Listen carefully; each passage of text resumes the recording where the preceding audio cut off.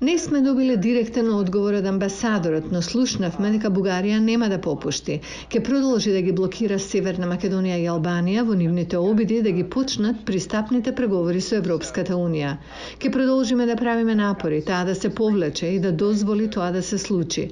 Тени, која е копредседавачка со Конгресната група за пријателство со Македонија и Македонско-американската заедница, вели дека и натаму сака да добие одговор од бугарскиот амбасадор и доколку постои некаква загриженост од страна на Бугарија да се направи напори тоа да се адресира од членовите на Комитетот за надворешни работи на Представничкиот дом. Мислам дека не обструираат од одредена причина, а навистина не знаеме зошто. Тврдат дека македонците не се однесуваат на така наречен соседски начин, прават дестабилизација и навистина не ги знаеме причините за тоа. Би сакале да видиме одговор и доколку имаат загриженост да имаме состанок со членовите на Комитетот за надворешни работи на Представничкиот дом, за да направиме напори за конечно прифаќање на овие држави од Европската Унија до крајот на годината.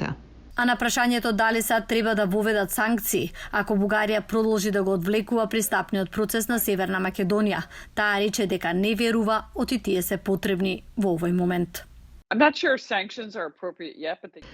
Не сум сигурна дека санкциите засега се соодветни, но можат да бидат. Тоа е нешто што може да биде многу ефективно, особено ако продолжат да блокираат, да проектираат негативност и да создадат пречки за заслужениот пристап на Северна Македонија и Албанија во Европската Унија.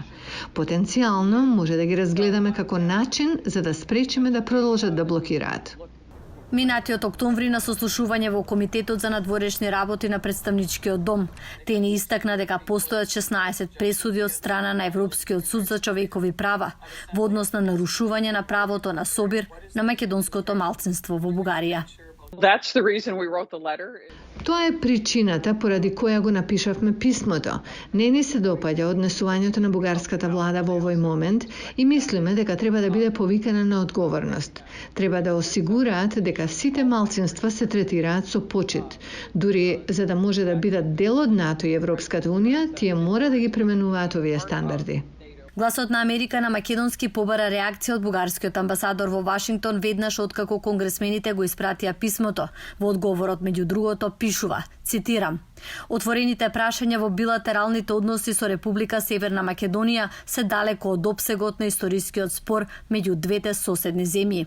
Ова е прашање кое длабоко влијае на самите основи на Европската Унија и на вредностите и принципите за кои таа се залага, како што се човековите права и недискриминацијата. Бугарија ќе продолжи да бара почитување и јасни гаранции за правата на македонските бугари", стои во одговорот од бугарската амбасада во Вашингтон, испратен на 17 декември минатата година.